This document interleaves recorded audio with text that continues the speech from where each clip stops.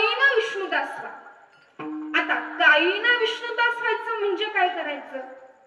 तर कायेने भगवान परमात्म्याची सेवा करायची. का? तर देवाने आपल्याला सुंदर असा हा दिलेला देह आहे. देह कशाकरिता दिलाय हो? देवी दिला देह भोजना नाही, भजना का? बरोबर आहे. कारण कसं आहे माहित आहे का? भजन आणि भोजन दोन्ही शब्द सारखेच आहेत. भ ला एक काना आणि एक मात्रा जोडली की भजन शब्दाचं रूपांतर भोजन शब्दामध्ये होते. भोजन शब्दामध्ये भजन शब्द येतो, पण भजन शब्दात भोजन शब्द येत नाही. याचा अर्थ असा की माणसानं भोजन करत असताना भजनाचा विचार केला पाहिजे, पण भजन करीत असताना कधीच भोजनाचा विचार करायचा नाही. पण आपण सहज म्हणून जातो, आधी पोटोबा आणि मग हे झालं तुमच्या माथ्यातलं. गाथ्यात काय दिले? करू भजन भोजन आणि धनी धरू नारायण.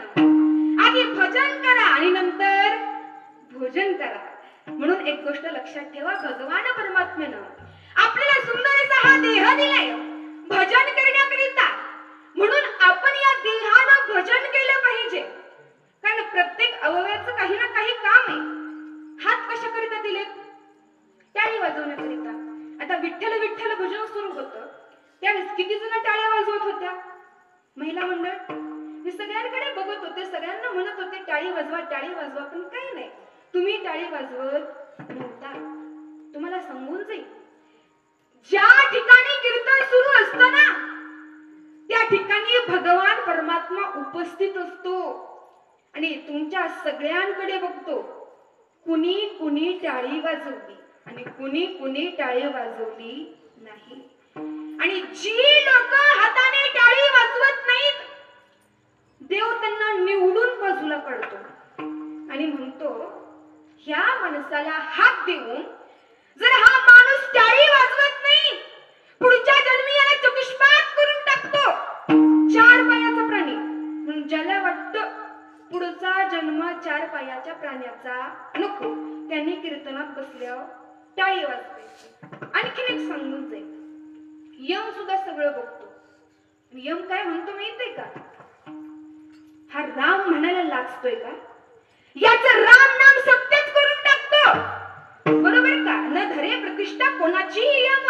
काळे राम म्हणत आला जाणसनी, मी एवढा मोठा, मी कशी टाळी वाजवू? शेजारचा टाळी वाजवतोय का? अजिबात नाही. या सगळ्या गोष्टी यम पाहत नाही. म्हणून सगळ्यांनी कीर्तनात बसल्यावर काय करायचे? टाळी वाजवायचे. कारण भगवान परमात्म्यानं आपल्याला हात हे टाळी वाजवण्याकरिता दिलेले आहेत. म्हणून आपण जर पाहिलं तर तुम्हाला तुमच्या हाताचं पावित्र्य वाढवायचं म्हटलं तर काय करावं? सुभाषितकार सांगतात, हस्तम पवित्रम यदि दान पुण्यम, पादम पवित्रम यदि तीर्थयात्रा, मुखम पवित्रम यदि नामघोषम, हृदयम पवित्रम यदि ब्रह्मनिष्ठा. जर तुम्हाला तुमच्या हाताचं पावित्र्य वाढवायचं असेल तर दान धर्म करा. जर तुम्हाला तुमच्या पायाचं पावित्र्य वाढवायचं असेल तर कीर्तन झाल्यानंतर जेवढ्या जेवढ्या चांगल्या चपला दिसतात तेवढ्या. अहो महाराज लोकांच्या तरी चपल्या सोडत जावा. आमच्या ओंकार महाराजांच्या महिन्यातनं 4थी चप्पल आहे. तेव्हापासून आम्ही गाडीत चपला सोडायला लागलोय. म्हणून पायाचं पावित्र्य वाढवायचं असेल चपल्या चोरू नका, तीर्थयात्रा करा. जर तुम्हाला तुमच्या मुखाचं पावित्र्य वाढवायचं असेल तर नामस्मरण करा. आणि जर तुम्हाला तुमच्या हृदयाचं पावित्र्य वाढवायचं असेल तर ब्रह्मनिष्ठा ठेवा. विठ्ठल विठ्ठल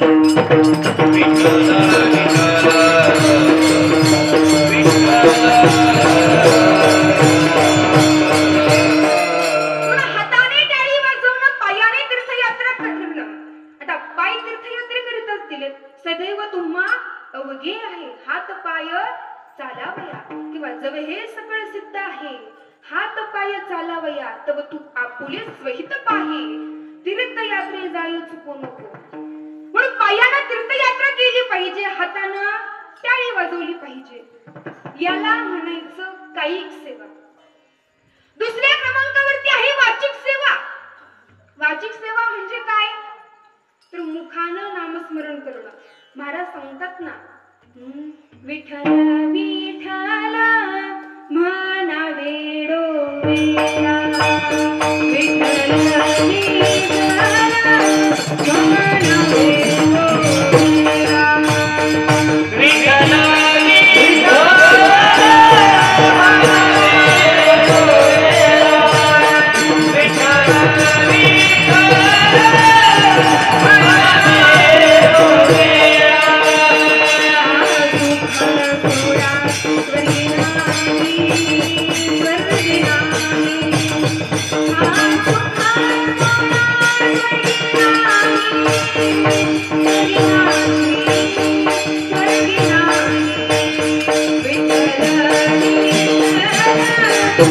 you.